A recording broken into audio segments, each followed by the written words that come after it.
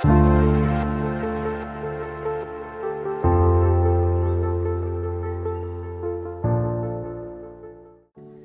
दोस्तों, welcome back to the channel perfume theory.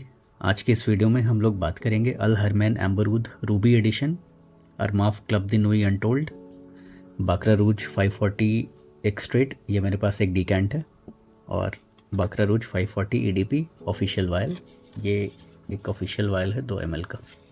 तो आज हम लोग बात करेंगे कि जो अल हरमैन का रूबी एडिशन है, अरमाफ का क्लब द नुई अनटोल्ड है, ये किससे मिलता जुलता है, किसके ज़्यादा करीब है, और हम लोग इन दोनों के डिफरेंस की भी बातें करेंगे, यानी कि बाकरा रूज 540 एक्सट्रेट और EDP। ऑलरेडी मैंने इसके रिव्यू में बातें की हैं, लेकिन मैंने सोचा कि एक डेडिकेटेड वीडियो बनाते हैं। और हम लोग साथ ही साथ बात करेंगे मानसरा के इंस्टेंट क्रश की। काफ़ी लोगों का मानना है कि ये बाकरा रूज से मिलता जुलता प्रोफाइल है, तो चलिए है या नहीं है वो आगे इस वीडियो में पता लग जाएगा। तो सबसे पहले हम लोग बात करते हैं एम्बरवुड रूबी एडिशन।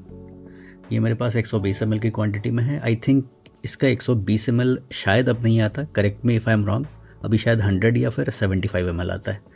तो इसकी जो प्रोफाइल है मुझे बाकरा रूज 540 एक्सट्रेट से मिलती जुलती लगी। क्यों लगी? क्योंकि यहाँ पर अगेन मुझे एक आलमंड का एक नोट मिलता है, और वो जो आलमंड का नोट है मुझे यहाँ पे मिलता है 540 एक्सट्रेट में, और साथ ही साथ मुझे एक एम्ड अप मॉसिनस मिलता है, जो कि ऑलरेडी मैंने इसके रिव्यू में बातें की हैं उसकी। और यहाँ भी जो मॉसिनस है इतना ज़्यादा प्रोनाउंस नहीं है, लेकिन मुझे मिलता है। तो चलिए ये तो हो गया कि ये बाकरा रूज 540 एक्सट्रेट से मिलता जुलता है। अब अरमाफ क्लब द नुई अनटोल्ड की क्या कहानी है? अनटोल्ड के रिव्यू में, अगर आपने मेरा ये रिव्यू देखा है, तो मैंने बताया था कि ये बाकरा रूज 540 एक्सट्रेट से मिलता जुलता है। लेकिन यहाँ पर एक बात मैं आपको बताना चाहूँगा कि जो मॉसिनस यहाँ मुझे मिलता है, एक स्लाइट हैंड ऑफ मॉसिनस है, वो मुझे यहाँ नहीं मिलता। लेकिन साथ ही साथ जो 540 EDP है, ये मुझे थोड़ा सा अलग लगता है अनटोल्ड से, यानी कि ये थोड़ा सा ज़्यादा लाइट है, एरी है एज़ कम्पेयर टू अनटोल्ड। तो मेरा ऐसा मानना है कि जो अरमाफ का अनटोल्ड है वो बाकरा रूज 540 एक्सट्रेट और EDP के बीच का एक प्रोफाइल है। बहुत ज़्यादा मैं कहूँगा कि बहुत ज़्यादा क्या, यहाँ पर आपको आलमंड का नोट नहीं मिलता है और मॉसिनस नहीं मिलता है। यहाँ पर आपको मॉसिनस मिलता है, एम्बर का नोट मिलता है एक्सट्रेट में, और जो EDP है ये थोड़ा सा लाइट लगता है इसके कंपैरिजन में, लेकिन ये थोड़ा सा डेंस है। अरमाफ का अनटोल्ड है एक ऐसा प्रोफाइल है जो कि एक्सट्रेट के ज़्यादा करीब है as compare to EDP।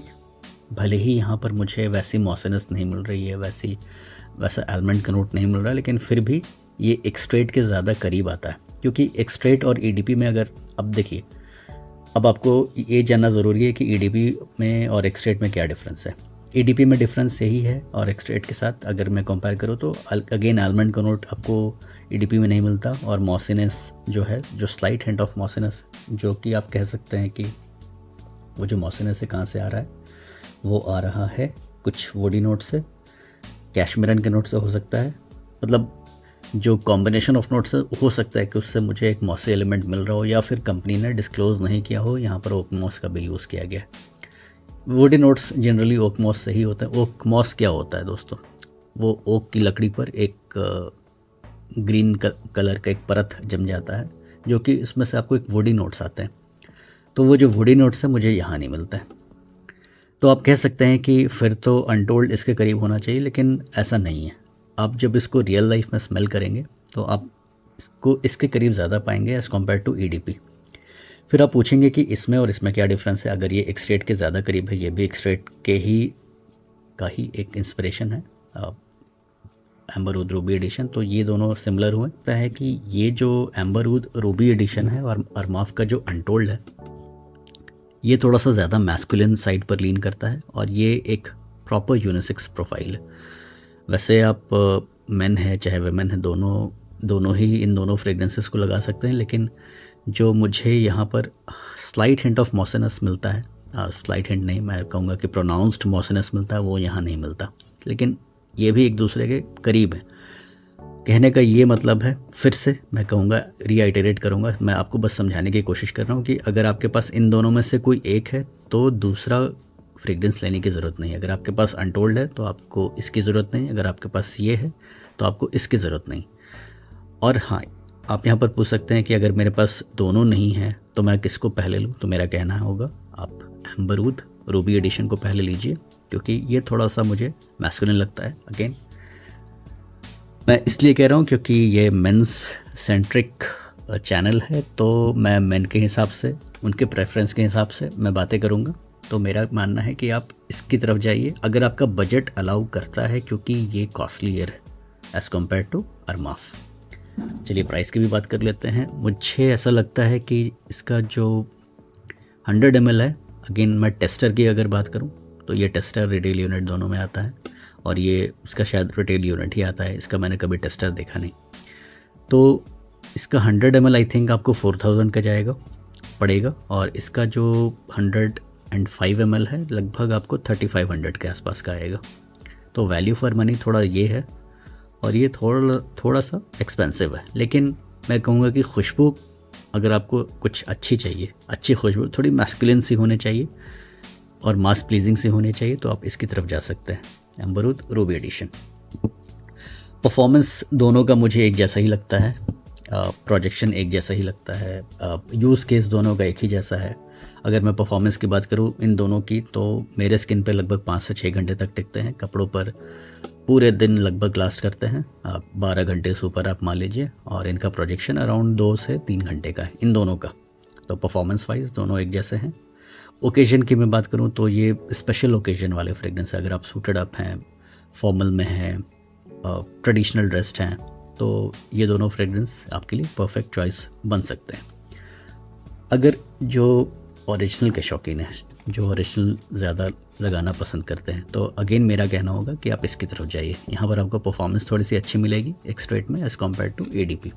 ADP थोड़ा सा मुझे लाइट लगता है, और ये थोड़ा सा मुझे फेमिनिन साइड पर लगता है। मुझे कुछ कॉटन कैंडी वाली जो खुशबू है इसमें ज़्यादा आती है एज़ कम्पेयर टू एक्सट्रेट। हाँ, कॉटन कैंडी वाली जो खुशबू है वो इधर भी है, इधर भी है, लेकिन यहाँ पर थोड़ा सा ज़्यादा है। लेकिन इधर है, लेकिन मुझे वो जो मॉसिनस है, जो आलमंड का नोट है, वो जो कॉटन कैंडी वाली नोट है, उसको थोड़ा सा दबाता है। अब बात आती है इंस्टेंट क्रश की। ये जो मानसरा का इंस्टेंट क्रश है, ये बाकरा रूज से मिलता जुलता नहीं है, ये एक अलग प्रोफाइल है। इसकी मैं आगे चल के एक फुल वीडियो बनाऊंगा, इसका पूरा रिव्यू करूंगा। आप इन शॉर्ट ऐसा समझ सकते हैं कि जो मानसरा का इंस्टेंट क्रश है इसके ज़्यादा करीब है, या फिर इसके ज़्यादा करीब है as compare to Baccarat Rouge 540 extrait या फिर बाकरा रूज 540 एडीपी। इसकी जो कहानी है वो ये है कि सैफरन का नोट यहाँ भी आपको मिलेगा, लेकिन साथ ही साथ यहाँ पर आपको वनीला भी मिलेगा, आपको सैंडलवुड भी मिलेगा, एम्बरीनेस भी मिलता है। तो मुझे ऐसा लगता है कि ये एक विंटर गॉरमेंट किस्म का परफ्यूम है। गॉरमेंट तो खैर ये सब भी है, लेकिन यहाँ थोड़ा सा एम्बरीनेस पे आ जाता है और वनीला पे आ जाता है, तो थोड़ा ये पाउडरी हो जाता है, थोड़ा गवर्नमेंट इसकी कैटेगरी में चला जाता है। जो गवर्नमेंट फ्रेगरेंसेस यूजुअली होते हैं स्पाइसी, स्वीट, एम्बरी, ये भी वैसे ही है। तो ये जो इंस्टेंट क्रश है इनके ज़्यादा करीब है as compare to Baccarat Rouge 540 ADP, ये मेरा मानना है। तो अगेन ये जो, मैं कोई एक्सपर्ट नहीं हूँ दोस्तों, मैं जो ओपिनियन अपने देता हूँ, अपने सेंस ऑफ स्मेल जो मुझे मिलती है उसके हिसाब से देता हूँ। आपकी जो ओपिनियन है मेरे ओपिनियन से अलग हो सकती है, लेकिन मेरा ये मानना है कि ये अलग फ्रेगरेंस है। आप इसको बाकरा रूज से कंपेयर मत कीजिए, ये बिल्कुल ही अलग प्रोफाइल है। तो चलिए इस वीडियो को ज़्यादा लंबा नहीं करेंगे, जहाँ तक मुझे बात करनी थी वो मैंने कर दी। आप इन दोनों में से कोई भी एक ले सकते हैं, आप गलत नहीं होंगे। चाहे आपके पास ये है, चाहे आपके पास ये है, दोनों की ज़रूरत नहीं है आपको। अगर आपको कोई एक लेना है तो आप इसकी तरफ जाइए, अगर आपका बजट अलाउ करता है तो। अगर आपका बजट अलाउ नहीं करता, आपके लिए 500, 600, 700 रुपये मैटर करते हैं, तो आप इसकी तरफ जाइए, आप निराश नहीं होंगे। तो चलिए ये था एक वीडियो जहाँ पर मैंने कुछ बाकरा रूज के प्रोफाइल्स की बात की और मानसरा के इंस्टेंट क्रश की भी बात की। आगे चल के मैं इसका पूरा रिव्यू ज़रूर लाऊंगा अपने चैनल पर। तो मिलते हैं किसी ऐसे अगली वीडियो में, तब तक के लिए अलविदा।